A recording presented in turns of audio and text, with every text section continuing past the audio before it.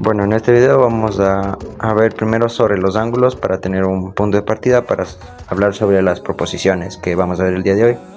Entonces aquí tenemos los tres tipos de ángulos que vemos más frecuentemente en geometría, como son los complementarios, los suplementarios y los opuestos al vértice.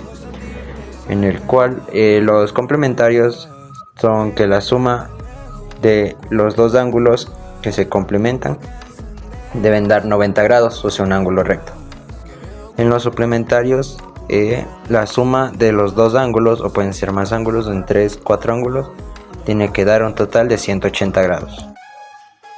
Y del opuesto del vértice podemos ver que el cruce entre dos rectas forma 4 ángulos, como es el de acá abajo, que sería puede ser representado como X, el de acá como Y, de acá como Z, y el de acá puede ser con cualquier letra, podemos representarlo, esta vez con W.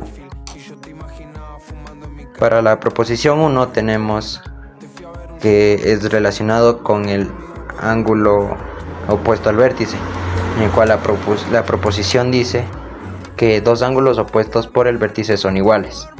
Podemos ver que en la recta formada por AB se forma un ángulo colineal, o sea uno de 80 grados.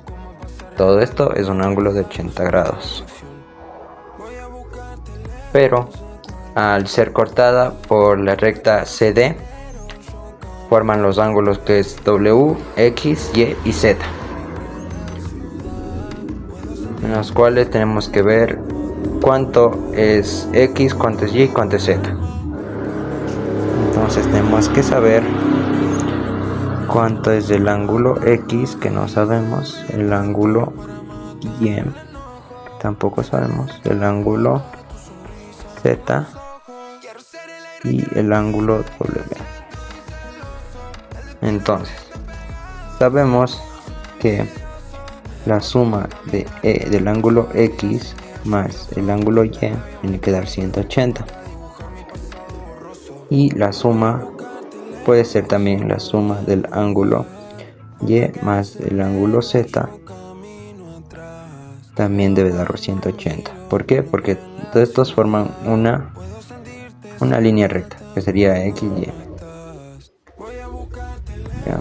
Y también la suma del ángulo Z más el ángulo W es igual a 180. Y así con todos. Luego también vemos el ángulo W más el ángulo X es igual a 180. Y así podemos ir sacando el número de cada ángulo.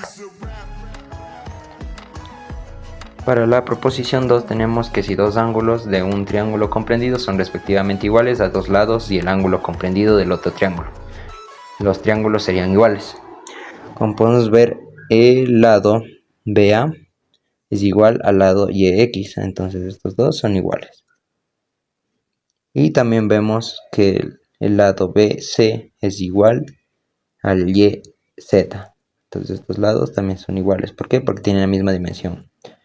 Ahorita sin medir podemos ver con el número de cuadros que tiene 1, 2, 3, 4, 5, 6, 7, 8, 9. 1, 2, 3, 4, 5, 6, 7, 8, 9. Entonces estos lados, son iguales. Entonces, como dice la proposición, que si dos lados de un triángulo son iguales a los del otro, estos ángulos son iguales. Y por último tenemos la proposición 3, que dice dos triángulos si tienen iguales respectivamente un lado, los ángulos adyacentes de estos triángulos son iguales. Entonces vemos que al tener la misma dimensión de 10 cuadros, este lado, que es el XY, es igual a AB. Entonces estos lados son iguales. Entonces tenemos que ver que estos lados también son iguales de estos dos. ¿Para qué? Para ver si este ángulo de aquí, el ángulo Y, es igual al ángulo B, y saber si son iguales. Entonces vemos que tienen la misma dimensión, entonces este es igual a este. Y como son adyacentes y este es el ángulo opuesto de este lado, este ángulo también es igual al de acá. Entonces, como dice la proposición, dos triángulos si tienen iguales respectivamente los lados y el ángulo adyacente son iguales.